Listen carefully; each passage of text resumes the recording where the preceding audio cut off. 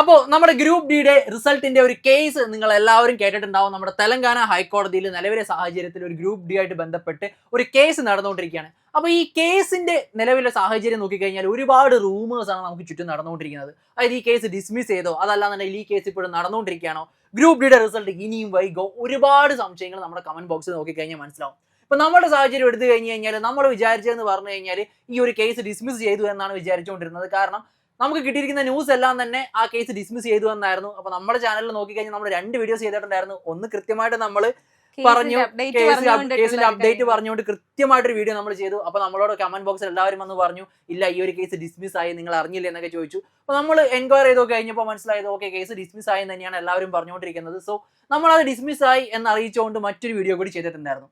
അപ്പൊ നിലവിലെ സാഹചര്യം പറഞ്ഞു കഴിഞ്ഞു കഴിഞ്ഞാൽ ഈ ഒരു കേസ് ഡിസ്മിസ് ചെയ്തിട്ടില്ല എന്നുള്ളതാണ് സത്യം. അപ്പൊ അതൊന്ന് വിശദമായിട്ട് പറഞ്ഞുതരാം.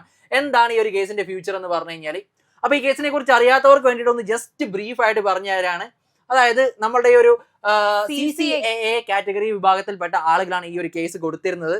CCA കാറ്റഗറിയിൽ പെട്ട, അതായത് ആ ഒരു സർട്ടിഫിക്കറ്റ് ഉള്ള ഒരു കൂട്ടം കുട്ടികളായിരുന്നു ഈ ഒരു അപ്രന്റീഷിപ്പ് ചെയ്തതിന് ശേഷം എക്സാം എഴുതിയിരുന്നത്. അപ്പൊ അവരുടെ വെയിറ്റേജുമായി ബന്ധപ്പെട്ടിട്ട് ഒരു കേസ് നടന്നിട്ടുണ്ടായിരുന്നു. അപ്പൊ ആ കുട്ടികളെ ഡോക്യുമെന്റ് വെരിഫിക്കേഷന് പോകുമ്പോൾ അവിടെ നടന്ന പ്രശ്നവുമായി ബന്ധപ്പെട്ടിട്ട് അവരൊരു തെലങ്കാന ഹൈക്കോടതിയിൽ കേസ് കൊടുത്തിരുന്നു. ആർക്കെതിരെയാണെന്ന് ചോദിച്ചു കഴിഞ്ഞാൽ ഗവൺമെന്റ് ഓഫ് ഇന്ത്യ അല്ലെങ്കിൽ നമ്മുടെ റെയിൽവേ ഡിപ്പാർട്ട്മെന്റിനെതിരായിട്ടായിരുന്നു കേസ് കൊടുത്തിരുന്നത്. രജിസ്ട്രേഷൻ നമ്പർ എന്ന് പറയുന്നത് 7985/2026 ആയിരുന്നു. അപ്പൊ ഈ ഒരു കേസ് നമ്പർ നിങ്ങൾ തെലങ്കാന ഹൈക്കോടതിയുടെ വെബ്സൈറ്റിൽ പോയി കഴിഞ്ഞാൽ മനസ്സിലാവും നിലവിലെ സ്റ്റാറ്റസ് എന്താണെന്നുള്ളത്. അതായത് ഏപ്രിൽ 15-ാം തീയതി ആയിരുന്നു ഹിയറിംഗ് നടക്കേണ്ടിരുന്നത്. അപ്പോൾ ഏപ്രിൽ 15-ാം തീയതിയിലെ ഹിയറിംഗ് അന്ന് ജഡ്ജ് ലീവ് ആയതുകൊണ്ട് തന്നെ 22-ാം തീയതിയിലേക്ക്, അതായത് നാളത്തേക്ക് പോസ്റ്റ്പോൺ ചെയ്തിരിക്കുകയാണ്. അപ്പോൾ ഈ ഏപ്രിൽ 22-ാം തീയതി, അതായത് നാളത്തെ ഒരു വിധി ഉണ്ടാവുന്നത് വരെ നിലവിലെ സാഹചര്യത്തിൽ എന്ത് ചെയ്യാനായിട്ട് പറ്റില്ല, ഗ്രൂപ്പ് ഡിയുടെ റിസൾട്ട് അനൗൺസ് ചെയ്യാൻ പറ്റില്ല. അപ്പോൾ മുന്നേ ഏപ്രിൽ 15 വരെയായിരുന്നു ആ സ്റ്റേ എങ്കിൽ ഇപ്പോൾ 22-ാം തീയതി, അതായത് നാളെ വരെ നീട്ടിയിട്ടുണ്ട്. അപ്പോൾ ഗ്രൂപ്പ് ഡിയുടെ റിസൾട്ട് നിലവിലെ സാഹചര്യത്തിൽ സ്റ്റേ ചെയ്ത് തന്നെ ഇരിക്കുകയാണ്. ഇതിപ്പോൾ കേസിന്റെ ഒരു വാല്യൂ നോക്കിക്കഴിഞ്ഞ് കഴിഞ്ഞാൽ ഇപ്പോൾ കോടതിയുടെ ഡിസ്കഷനിൽ ഇരിക്കുന്ന ഒരു കാര്യമാണ്. വളരെ വലിയൊരു ഇഷ്യൂ ആണെന്ന് ചോദിച്ചു കഴിഞ്ഞാൽ CCAA കാറ്റഗറി വിഭാഗത്തിൽപ്പെട്ട ആളുകൾ പറയുന്നത് വലിയൊരു ഇഷ്യൂ ആണ്. കാരണം അവർ അപ്രന്റീഷിപ്പ് ചെയ്തതിന് യാതൊരു വാല്യൂം ഉണ്ടാവുന്നില്ല, അവരുടെ കട്ട് ഓഫ് കൂടുതലാണ് എന്നുള്ളതാണ്. റെയിൽവേ പറയുന്നത് CCAA അപ്രന്റീഷിപ്പ് ചെയ്യുന്ന ആൾക്കാരുടെ എണ്ണം കൂടിയത് കൊണ്ടാണ് അവർക്ക് ഈ ഒരു കട്ട് ഓഫിലേക്ക് എത്തേണ്ടി വന്നത്. അതല്ലാതെ ഇവരെ ഉപദ്രവിക്കണമെന്നോ ആ ഒരു രീതിക്കല്ല റെയിൽവേ ഈ ഒരു കട്ട് ഓഫ് കൂട്ടിയത്. കോമ്പറ്റീഷൻ കൂടിയത് കൊണ്ട് സ്വാഭാവികമായിട്ടും ആ ഒരു കട്ട് ഓഫ് കൂട്ടി എന്നാണ് റെയിൽവേ നൽകിയിരിക്കുന്ന എക്സ്പ്ലനേഷൻ. പക്ഷേ ഇത് ബാധിക്കുന്ന 2 കൂട്ടം ആൾക്കാരുണ്ട് സാർ. ഒന്നെന്ന് പറയുന്നത് ഈ അപ്രന്റീഷിപ്പ് ചെയ്തിട്ട് എക്സാമിന്റെ ഡോക്യുമെന്റ് വെരിഫിക്കേഷന് വേണ്ടി ഇരിക്കുന്ന ഒരു കൂട്ടം കുട്ടികളുണ്ട്.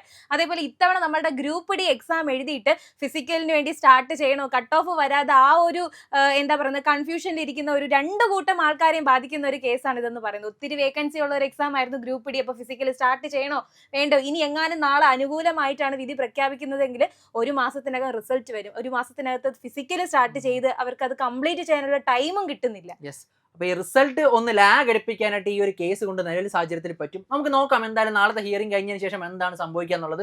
നാളത്തെ ഹിയറിംഗുമായിട്ട് ബന്ധപ്പെട്ട് കൃത്യമായിട്ടുള്ള അപ്ഡേറ്റ് നിങ്ങൾക്ക് കിട്ടുന്നതാണ്. ഈ ഒരു കേസ് നമ്പർ അടിച്ച് നോക്കിക്കഴിഞ്ഞാൽ നിങ്ങൾക്ക് തന്നെ തെലങ്കാന ഹൈക്കോടതിയുടെ സൈറ്റിൽ പോയി കഴിഞ്ഞാൽ ഈ ഒരു കേസിന്റെ ഡീറ്റെയിൽസ് എല്ലാം അറിയാൻ പറ്റും. എന്തായാലും നമ്മൾ നാളത്തെ ഹിയറിംഗ് കഴിഞ്ഞാൽ തൊട്ട് പുറകെ തന്നെ ഒരു വീഡിയോ എന്തായാലും ചെയ്യുന്നതാണ്. അപ്പോൾ അതിന് വേണ്ടിയിട്ട് എല്ലാവരും കാത്തിരിക്കുക, വീഡിയോയ്ക്ക് വേണ്ടിയിട്ട് എല്ലാവരും വെയിറ്റ് ചെയ്യുക.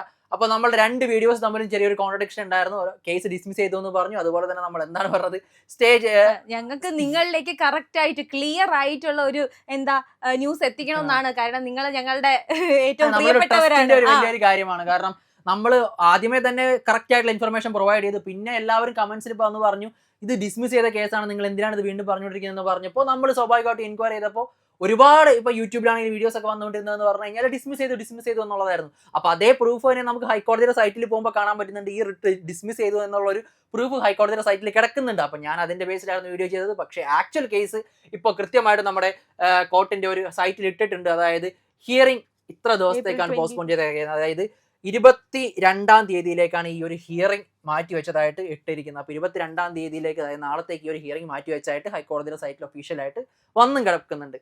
അപ്പോൾ എന്തായാലും നാളെ വരെ നമുക്ക് കാത്തിരിക്കാം. ആരും വിഷമിക്കുക, പേടിക്കേണ്ട ഒരാവശ്യമില്ല. പെട്ടെന്ന് തന്നെ ഇതൊക്കെ കോലാഹലങ്ങളൊക്കെ ഒന്ന് ഒതുങ്ങിയിട്ട് റിസൾട്ട് വരും എന്ന് തന്നെ നമുക്ക് പ്രതീക്ഷിക്കാം. അപ്പോൾ എന്തായാലും മറ്റൊരു വീഡിയോയിൽ കാണാം. Thank you, bye bye.